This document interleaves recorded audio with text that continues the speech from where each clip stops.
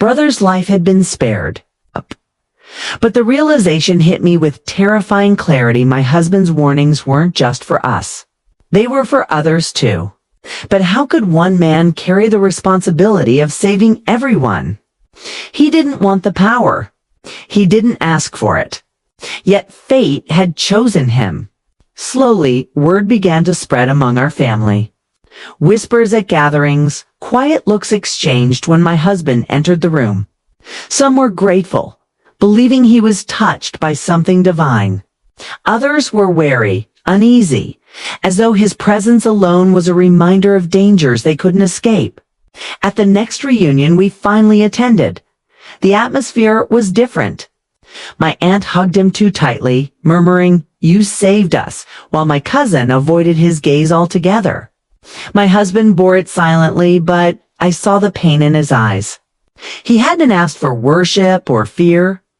He only wanted to be normal.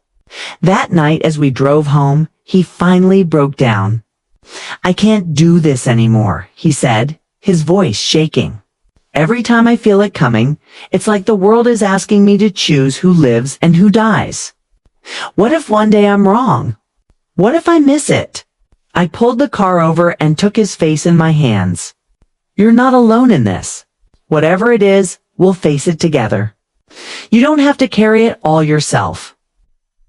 His tears spilled over, and in that moment I realized the truth.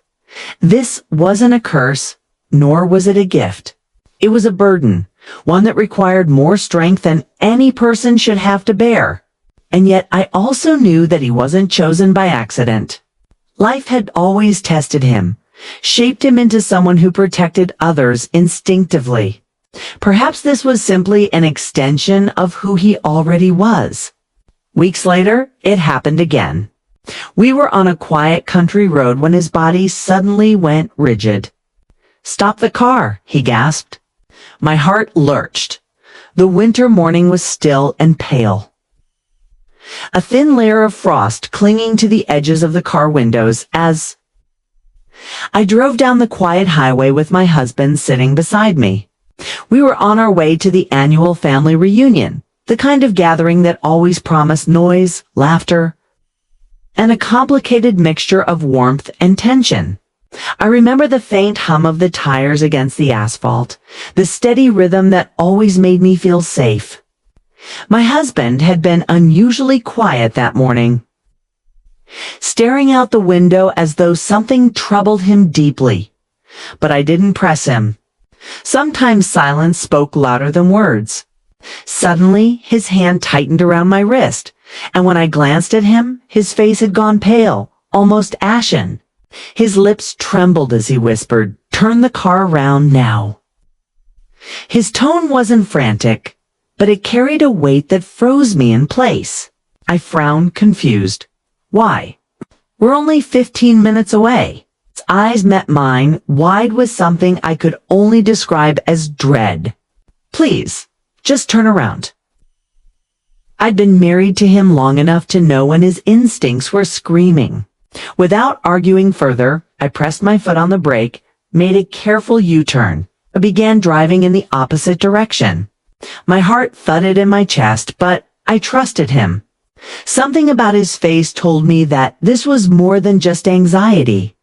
We drove in silence for a few minutes, the air in the car heavy with unspoken words. Finally, I asked, "What's going on?" "You're scaring me." He swallowed hard, his Adam's apple bobbing. "I can't explain it. I just knew we had to leave. It felt like we weren't supposed to be there." My fingers tightened on the steering wheel. I wanted to argue, to demand an explanation, but instead I nodded. Something inside me told me to trust him. We pulled into a small diner off the road, the neon sign flickering faintly in the cold morning light. He ordered coffee, though his hands shook as he held the cup, spilling a few drops on the counter. I reached out and covered his hand with mine. "You're shaking. Tell me what you saw."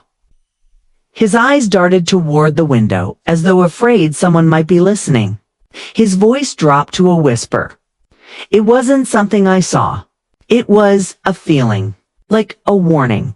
Like if we kept going, we wouldn't come back. A chill ran down my spine. I wanted to dismiss it, to laugh it off as nerves, but there was a truth in his tone that unsettled me. I had never seen him this frightened before. An hour later, as we lingered in that little diner, the television hanging in the corner suddenly broke the silence with breaking news. The reporter's voice was urgent, describing a massive accident on the very stretch of highway we had been driving on. Multiple cars had collided in a devastating pileup, leaving dozens injured and some dead. My coffee cup slipped slightly from my fingers as the image on the screen showed twisted metal, smoke rising into the air and flashing lights. I couldn't breathe for a moment. My husband's hand reached across the table, gripping mine tightly. "That could have been us," he whispered, his voice raw. My whole body trembled as the realization sank in. If we had kept going, we might have been in that wreckage. Another set of faces flashing across the news. My eyes welled up with tears as I stared at him. "How did you know?" He shook his head, tears threatening to spill. "I don't know. I just knew." We sat in silence, holding each other's hands like lifelines, while the world outside seemed to move on. But I couldn't stop thinking about how close we had come to tragedy. How a single decision had shifted the course of our lives. The reunion didn't matter anymore. Nothing mattered except that we were alive. Yet the story didn't end there. Over the next few weeks, strange things began to happen. My husband would wake up in the middle of the night, drenched in sweat, gasping for air. Sometimes he would jolt awake before I even heard a sound outside. And moments later, a car would speed down our street or a storm would crash against the windows. It was as though his body, his instincts, were tuned to dangers I couldn't see. One evening, we were walking home from the grocery store when he suddenly stopped in his tracks, his grip on my arm firm. "Don't cross yet," he said sharply. I was about to protest. The light was green, but then a car ran the red light at full speed, missing the crosswalk by seconds. My knees buckled as I realized that if we had stepped forward, we would have been struck. My husband just stared at the car fading into the distance, his chest rising and falling rapidly. "It's happening again," he muttered under his breath. I wrapped my arms around him. "Whatever this is, we'll get through it together." But deep down, I was afraid.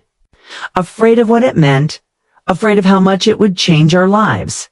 He had always been strong, steady, logical. Now, he was haunted by something he couldn't explain, something that might be both a gift and a curse. The more I thought about that morning on the highway, the more I realized it wasn't just luck that saved us. It was something bigger, something we didn't understand. And the question that lingered in my mind, the one that kept me awake at night, was this: why him? Why was he the one given these warnings, these glimpses of danger? And how long before the weight of it consumed him? The days that followed were a blur of unease. My husband tried to mask it, but I could see how much the weight of his strange intuition was crushing him. His once easy smile had become rare, his laughter forced. At night, he lay awake, staring at the ceiling as though he expected it to collapse upon us. I wanted to reassure him, to tell him it was all coincidence. But every incident that unfolded, the pileup, the car running the red light, the storms had been too precise, too uncanny to dismiss. One evening, while he sat silently at the kitchen table, his hands pressed to his temples, I asked softly, "Do you think it's a curse?" He didn't answer at first. His eyes were distant, heavy. Finally, he whispered, "If it is, then it's one that keeps us alive. But every time it happens, I feel like a part of me is breaking, like I'm carrying more than I can handle." His words cut through me. I had married a man who believed in reason, who found comfort in order and logic. Now he was being pulled into a world of unexplainable visions, instincts sharper than any human should possess. And worse, he was alone in it. One afternoon, I found him sitting on the edge of our bed, staring at his hands as if they belonged to someone else. "I dreamt about your brother last night," he said without looking up. My chest tightened. "What kind of dream?" He rubbed his face. He was driving. It was late and the road was slick. I saw headlights. I heard the sound of twisting metal. My stomach dropped.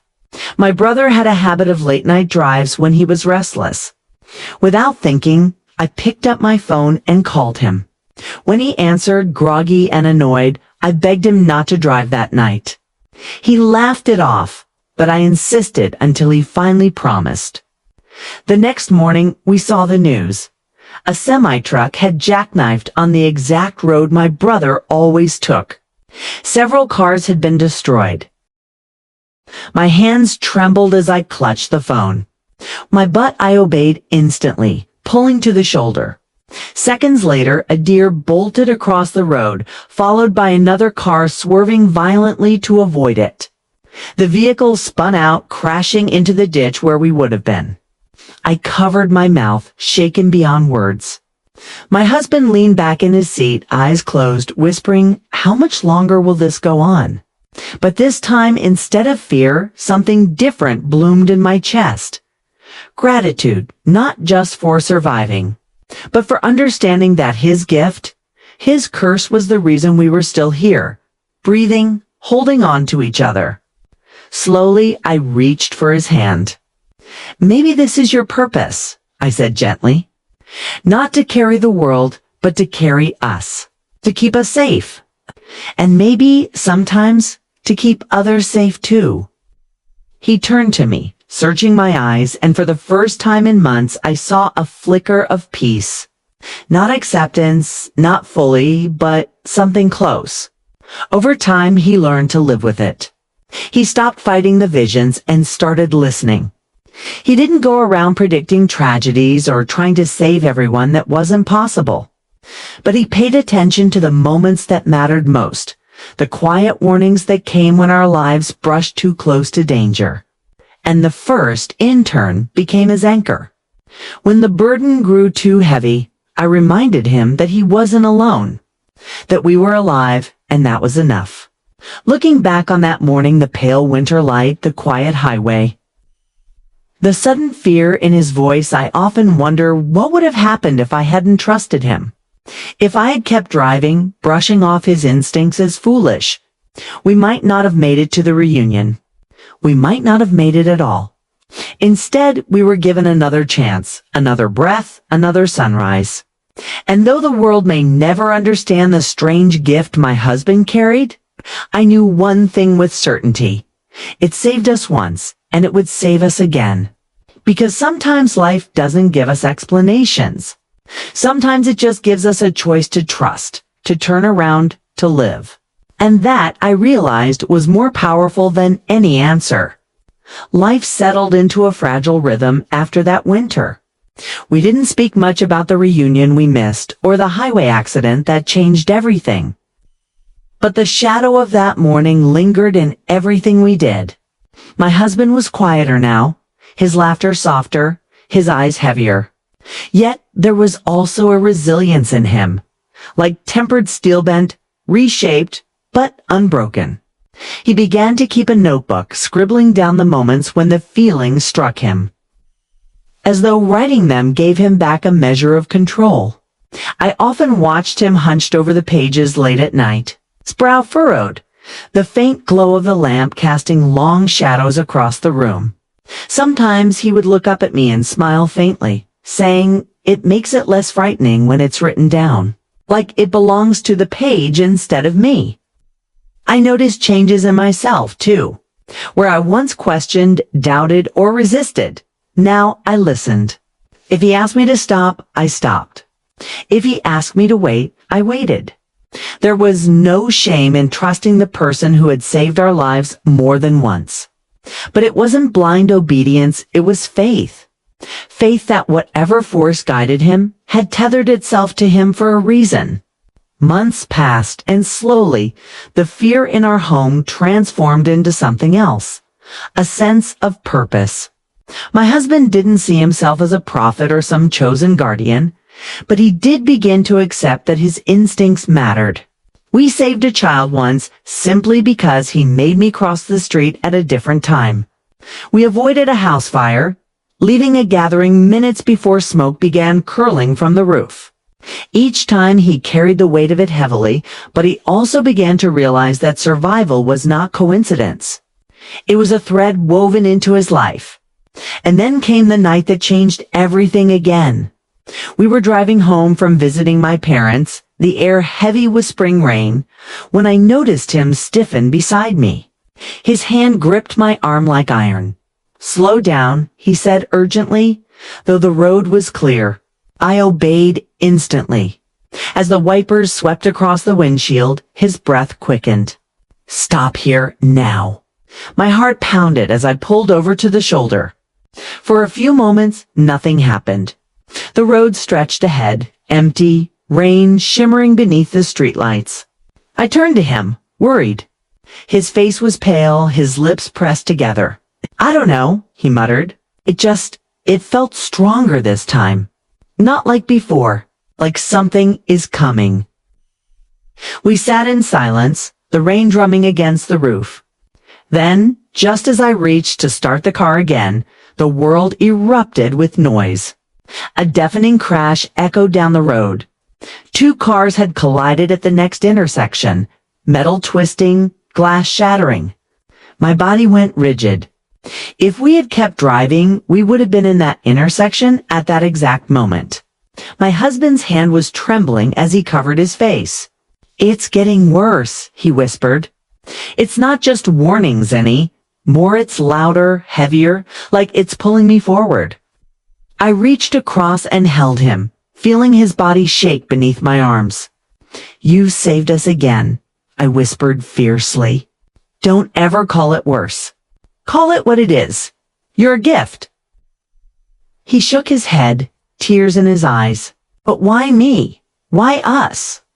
I didn't have an answer, and maybe there never would be one. But as I looked out at the wreckage ahead, at the flashing lights that began to fill the night, I knew one thing. Survival was never meaningless. Every time we turned away from danger, every time we stepped aside from fate, it was another chance to live, to love, to continue our story. Over time, my husband stopped calling it a curse. He stopped asking why me, and began asking instead, what now? He still carried the weight, but he carried it with purpose. We lived differently, more carefully, more gratefully. We held hands more often, lingered over dinners, and laughed at the small things. Because every day we had together felt like one we weren't supposed to have, stolen back from the jaws of chance. Years later, when our children were old enough to understand, we told them the story of the morning on the highway, how their father had trusted something unexplainable, and how that trust had given them a life. They didn't look at him with fear or suspicion the way some relatives did. They looked at him with wonder. To them, he wasn't cursed. He was the reason they existed. And maybe that's the truth I had been searching for all along. His instincts weren't about saving the whole world. They were about saving ours. Every warning, every sleepless night, every trembling hand, it was a thread weaving the fabric of our family's future. Without them, without him, our story would have ended before it ever truly began. Even now, when he startles awake in the middle of the night or grows tense on a quiet drive, I no longer fear it. I reach for his hand, grounding him, reminding him that he doesn't carry this burden alone. Because I know the truth. It doesn't matter if the world calls it fate, instinct, or a curse. For us, it will always be the same. A second chance. And second chances are worth everything.